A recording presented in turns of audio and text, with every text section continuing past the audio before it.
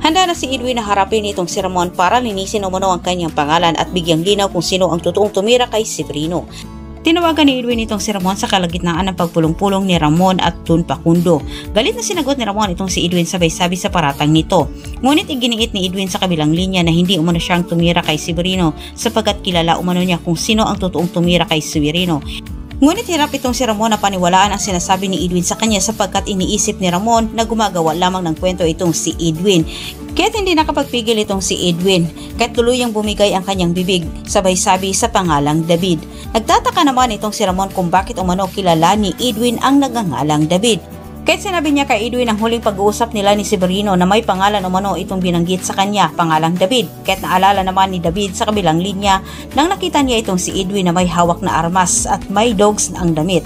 Nakumpirma sa isip ni Edwin na si David nga ang tumira kay Severino. Sinamantala naman ni Edwin ang kanyang natuklasan para hindi siya matanggihan ni Ramon sa kanyang motibo, ang malaman kung nasaan umano ang kanyang kapatid.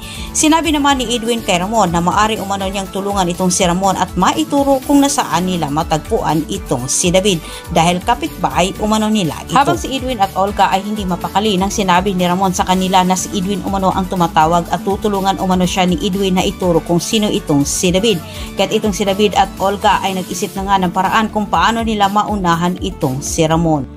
Agad nagpresenta itong si David kay Ramon na iatas umano sa kanya ang pagharap dito kay Edwin. Siya umano ang magtumpa dito kay Edwin para sa ganon ay mapaghiganti nila itong si Severino, pero sinabi ni Ramon na hindi umano maari dahil may pinag-usapan sila at hindi umano si Edwin ang tumira kay Severino bagkos ito umanong si David.